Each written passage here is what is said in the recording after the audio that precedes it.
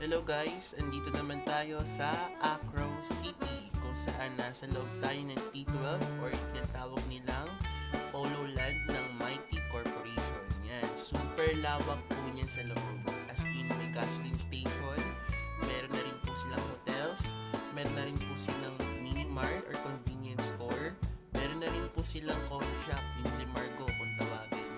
Ayan, so habang tinutur ko po kayo sa loob, yan po ang itsura niyan. So napakalawak po niyan.